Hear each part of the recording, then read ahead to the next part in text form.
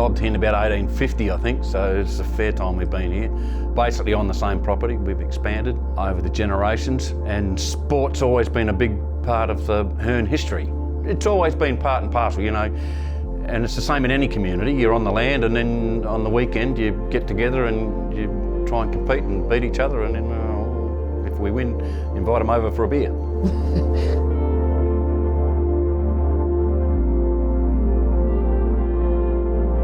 When I first met him, he was virtually around his dad's feet, wanting to go for a kick somewhere. He just was go, go, go, go. He was on the move all the time. Always had a footy in his hand. Always, didn't he? Even when William was playing football, every time the siren blew for a quarter break, now where's Shannon? And you could guarantee he was out on the oval kicking the footy with whoever wanted to kick the footy with him. Yeah, always. I mean, the footy was always glued to him. We always had a kick in the backyard. We would often go down to the Angaston Oval together. He used to give me a few tips along the way, and I used to say, go back, and that's probably helped him develop his long kick. Earliest memories at Angaston was Dad coached the under-17s there, so I used to go down with him and used to join in. Just used to kick the footy and love kicking that back, and that was my first introduction pretty much that I can remember from footy in at Angaston. And then I suppose playing like modifieds and mini league. You know, the enjoyment of playing with your mates because you just wanted to play a game of footy. You know, before that you'd play at half time and make your own games up, but to play your first official game of footy was always wonderful. I coached him in the modifieds in '95. He was always the biggest kid in the junior ranks, what I remember, and he had a beautiful mark and a beautiful kick on him. Every time Shannon got the ball, all these parents just used to say, oh my God, I wish we could see this Shannon Hurn's birth certificate. He's older than what he is. And there's William and I standing there feeling like saying, well, actually he belongs to us and we can show you his birth certificate. He's your son's age as well, but he was a lot bigger. Yeah, we always have a laugh about it, but people grow in different growth spurts, and I was taller than most of the kids used to play against, so yeah, playing the ruck. But that was probably up until about maybe 12 or 13, somewhere around there, and then started coming up against kids that were, basically my height or same size. So yeah, then my ruck days were done. My dad played Shield cricket. He played in the final when they won in 62, 63, I think it was.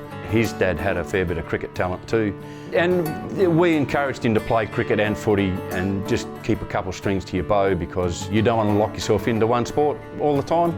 So he enjoyed both of them because they had a different group of friends for both, and they're both different skill sets. I just felt footy was the sport that I enjoyed a bit more. So in the end, it was an option. I had a decision, but it wasn't really a tough one. Right from a very young age, I thought he was going to be special, whether it be cricket or football, and he followed the football way, and he has been special all the time.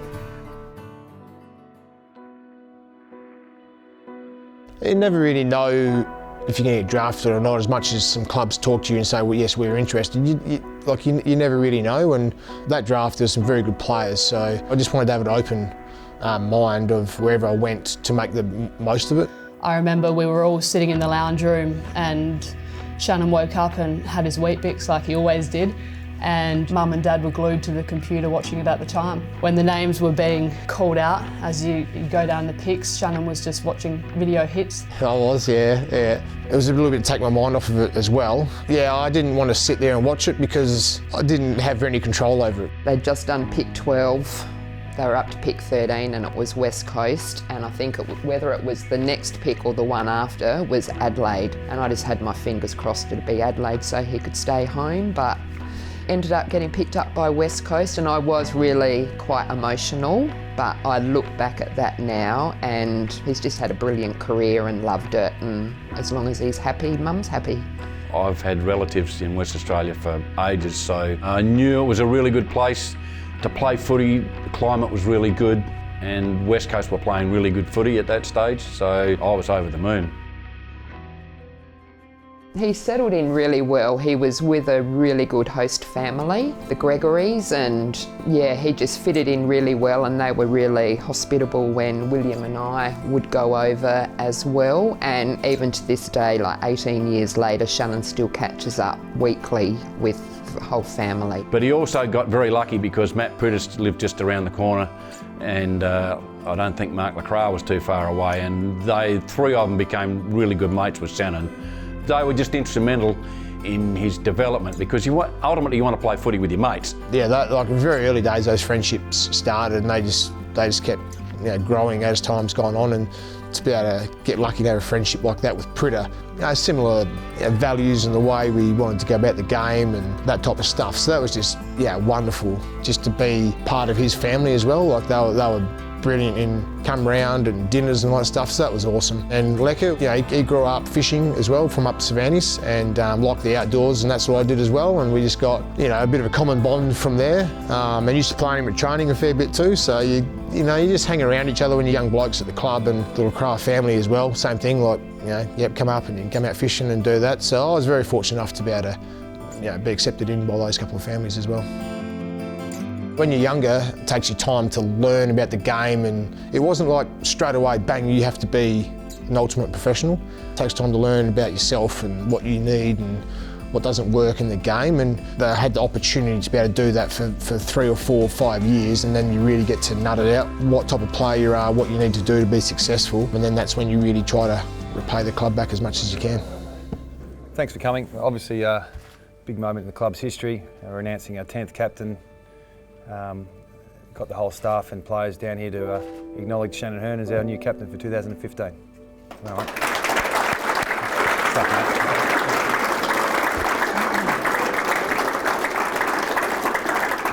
We always tried to teach the kids to try and be leaders, leading the culture, leading the direction that your group of friends is going. So we were pretty proud that he was able to step into that mantle and bring others along with him. At his younger age, he was more concentrating on what he had to do and how he had to get better, and I think he's just grown into that leadership role as he's gone on and on. I just think the bit of the natural way that it goes is you just want to get a game, and then you want to be able to play well and contribute, and then you just want to win, and then you understand about what influence you can have, the advice you can give to the playing group, and you've had 10 years in the system, so you understand what it's about, what it takes, and you realise you're a senior player and you should be helping guide the team and that, help them through life and their footy, right? So it doesn't matter if you're captain or not. You're on-field leading, off-field you're leading, you're setting an example. So that's the mindset I had.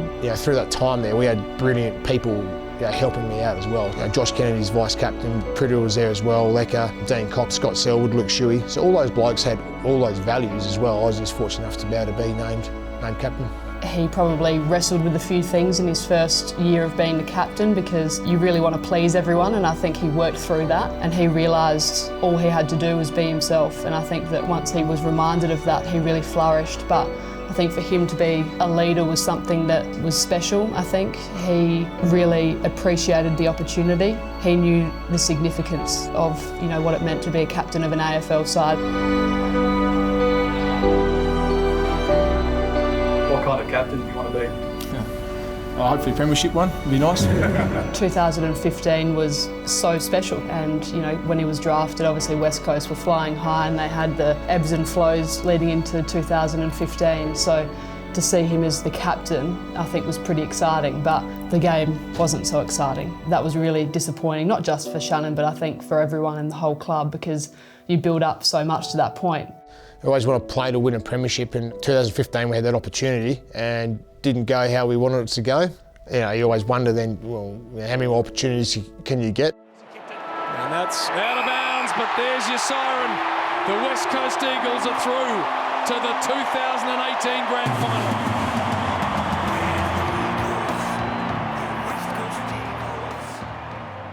Going into 2018, I just thought to myself, as did the whole family, that we were just going to ride the roller coaster throughout the game. So I was pleased that we said that, because obviously the start wasn't pleasing. You feel like the Pies have got it where they want it.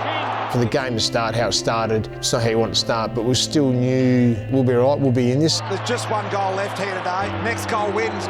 Massive. Sheaved from the boundary. Needs to be inch perfect. He is.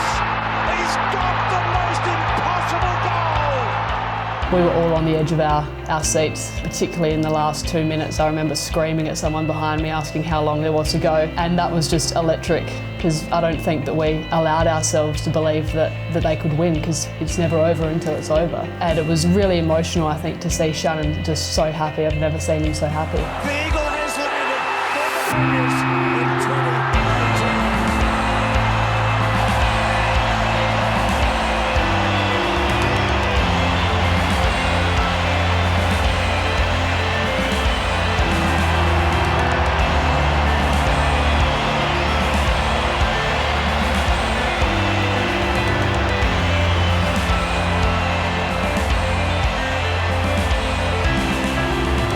Walking in with that Premiership Cup. Yeah. That was pretty special. Pretty special. Yeah, because that's what you play for. Just to see him so happy on the day, he's just so it was, as Aston said, I think it was the happiest we've ever seen him on that day, just because it's relief. Everything we've done worked, and just over the moon he was. Hey, Pun, anything you want to say? It's all about actions, boys. Not about words. It's about actions. It's what we want to do.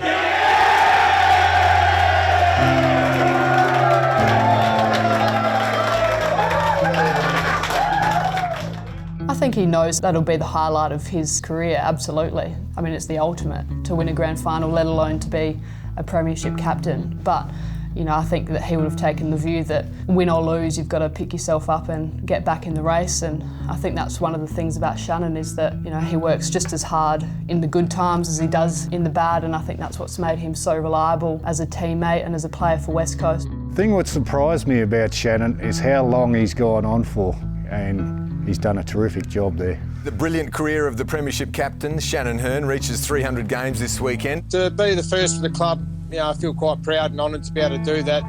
Just fortunate enough to be at such a good club, and also to be able to play for this period of time. It shows how dedicated Shannon is and the commitment that he brings. We're just super proud that he's been able to have such a long career. I remember he broke his leg twice in that 1 year, in his third year, I reckon. He broke his leg twice, and, you know, can go pear-shaped from there pretty quickly. The older he got, the better he got. Had a sensational twilight to his career. Yeah, we'd love him back here kicking for us, I can tell you. I would be hoping he'd come back for 1 or 2 games, because I've got 2 boys who play A grade here, and they love him to come back and play a game with them, and just to say that they've played a game with him and stuff like that, it would be good. The Hurn family have had such a big history at the football club, the whole Hurn family, so from the start of 1900s. So it'd be nice to be able to go back, you know, play a game or a couple, because that's where it all started, and it was, you know, such a wonderful footy club. It'd bring people back. You'd have a crowd of over 3,000, easy. One thing what I really respect Shannon for is, like, we had kids play in the 2013 under-15s grand final, and he come back that week, and the boys won it, and he was here celebrating with them and getting photos with them and everything, and the boys absolutely loved it. All the kids around here love him. He's brilliant. We've got a medal for the under-13s called the Shannon Hurn medal. Not only best player, but also contributes to the club off the field, shows the right leadership on the field and all that, and an overall medal.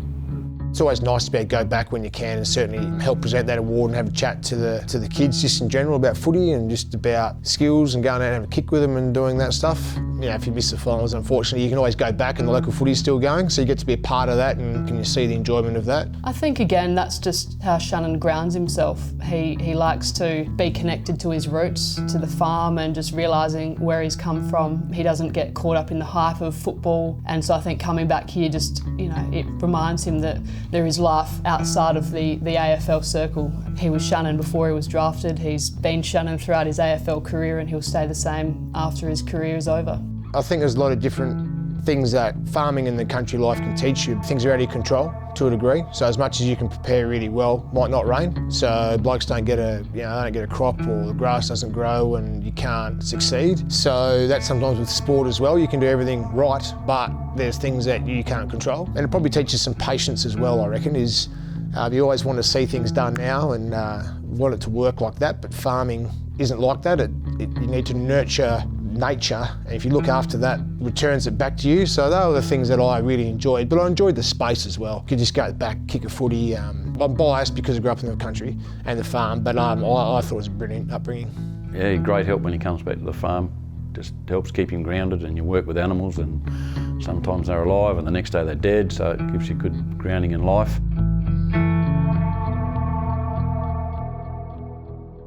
Mum and Dad were brilliant. Just giving opportunities and letting my sister and myself learn. The best thing that they, I suppose, passed on, and I've said that, is to do your best and to have teamwork, but be yourself. They gave you space to work it out, which was brilliant, so I'll be thankful for that.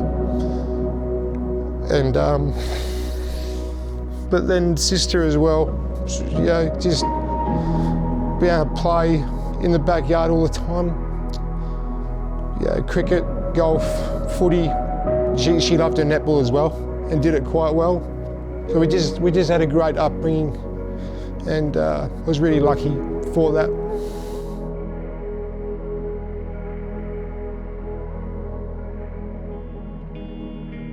Well, thank you very much for everyone coming today. I'd just like to announce that I'm retiring from the AFL at the end of this season. Football provides an opportunity to be involved in something bigger than yourself, and it gives you a sense of belonging and brings communities together.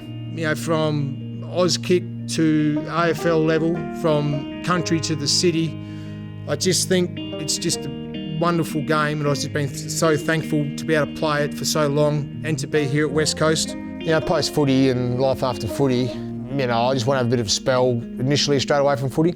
I like the farming, like agriculture. I want to do some fishing. I want to do all that for the first little bit.